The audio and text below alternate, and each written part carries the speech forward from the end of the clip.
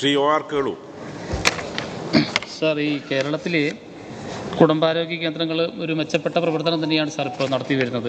എനിക്ക് അറിയാനുള്ളത്, ഇപ്പോൾ സംസ്ഥാനത്തെ എല്ലാ ആശുപത്രികളിലും ഈ ആൻറ്റിബയോട്ടിക് സ്മാർട്ട് ആശുപത്രികളാക്കാൻ വേണ്ടിയിട്ട് ആരോഗ്യവകുപ്പിന് സാധിക്കുമോ? അതേപോലെ തന്നെ ഇന്ത്യയിൽ ആദ്യമായിട്ട് കേരളത്തിലെ ഏതെങ്കിലും ഒരു ആശുപത്രിയെ ഈ കാര്യത്തിൽ അതിൻ്റെ തിരഞ്ഞെടുക്കാൻ സാധ്യതയുണ്ടോ? Yes minister. സാർ, ഇതും വളരെ വളരെ കാലിക പ്രസക്തമായ ആഗോളതലത്തിൽ തന്നെ ലോകാരോഗ്യ സംഘടന ലിസ്റ്റ് ചെയ്തിരിക്കുന്ന വളരെ പരമപ്രധാനം എന്ന് പറഞ്ഞിരിക്കുന്ന ഒരു ആരോഗ്യ വിഷയമാണ് ആൻറ്റി മൈക്രോബിയൽ റെസിസ്റ്റൻസ്. ആൻറ്റിബയോട്ടിക്കുകൾക്കെതിരെ രോഗാണുക്കൾ ആർജിക്കുന്ന പ്രതിരോധശേഷി, അതിനെ തുടർന്നുണ്ടാകുന്ന ആരോഗ്യ പ്രശ്നങ്ങളുമാണ് ഇതുമായി ബന്ധപ്പെട്ടുള്ളത്. 2050 ആകുമ്പോഴേക്കും ലോകാരോഗ്യ സംഘടന പറയുന്നത് ലോകത്ത് 1 കോടി ആളുകൾ ആൻറ്റി മൈക്രോബിയൽ റെസിസ്റ്റൻസ് മൂലം മരണമടയും എന്നുള്ളതാണ്. സർ, വളരെ ഗുരുതരമായിട്ടുള്ളൊരു പ്രശ്നമാണിത്. ഇതിലേക്ക് നമുക്ക് അഭിമാനത്തോടെ പറയാം, കേരള സംസ്ഥാനമാണ് ഇതുമായി ബന്ധപ്പെട്ട് ഒരുപക്ഷെ ആഗോളതലത്തിൽ തന്നെ വളരെ കൃത്യമായ ശാസ്ത്രീയമായിട്ടുള്ള പദ്ധതികൾ ആവിഷ്കരിച്ച് മുന്നോട്ട് പോകുന്നത്. അതിലൊരു ഉദാഹരണം പറഞ്ഞാൽ, antimicrobial resistance strategic action plan ആദ്യമായി രൂപീകരിച്ച സംസ്ഥാനം കേരളമാണ്.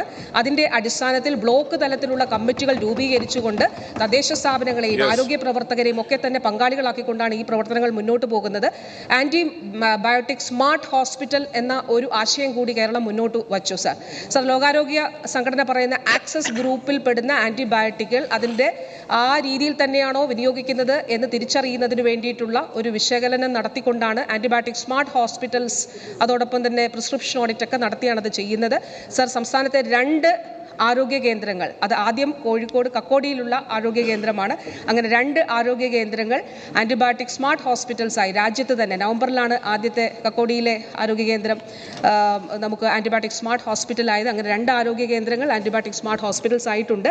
ഈ വർഷം സംസ്ഥാനത്തെ എല്ലാ ആരോഗ്യ കേന്ദ്രങ്ങളും കുടുംബാരോഗ്യ കേന്ദ്രങ്ങളും ആൻറ്റിബയോട്ടിക് സ്മാർട്ട് ഹോസ്പിറ്റൽസ് ആക്കുന്നതിന് വേണ്ടിയിട്ടുള്ള പ്രവർത്തനങ്ങളാണ് ആരോഗ്യവകുപ്പ് ആവിഷ്കരിച്ചിരിക്കുന്നത്. അവിടെ ഒതുങ്ങുന്നതല്ല, ജില്ലാതലത്തിലും ടെറിഷറി തലത്തിലും, അതായത് മെഡിക്കൽ കോളേജുകൾ, കോട്ടയം മെഡിക്കൽ കോളേജൊക്കെ ഉൾപ്പെടെ നല്ല രീതിയിലുള്ള പ്രവർത്തനങ്ങൾ ഇതുമായി ബന്ധപ്പെട്ട് നടത്തുന്നുണ്ട്. തീർച്ചയായിട്ടും ഇത് കൂടുതൽ ശക്തമായി മുന്നോട്ട് കൊണ്ടുപോകുന്നതിനാണ് തീരുമാനിച്ചിട്ടുള്ളത്. ഒരു കാര്യം കൂടി സർ, അത് ഇതിൻ്റെ പ്രധാനപ്പെട്ട ഒരു പ്രവർത്തനമാണ് ഓവർ ദ കൗണ്ടർ ഫാർമസികളിൽ നിന്ന് മരുന്നുകൾ കൊടുക്കരുത്, ആൻറ്റിബയോട്ടിക്കുകൾ കൊടുക്കരുത് എന്നുള്ളത്, പ്രിസ്ക്രിപ്ഷൻ ഇല്ലാതെ.